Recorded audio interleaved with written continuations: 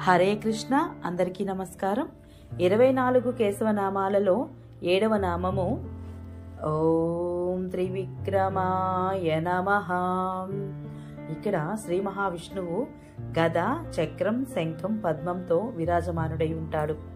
3 వేదాలను, 3 కాలాలను, సత్వాది 3 గుణాలను, భూరాది 3 లోకాలను, త్రివిధ జీవులను, చేతన అచేతన మిశ్రమములను, త్రివిధ ద్రవ్యాలను తన స్వరూపంతో వ్యాపించి నెలకొన్న కారణంగా శ్రీహరి త్రివిక్రముడు అనబడుతున్నాడు.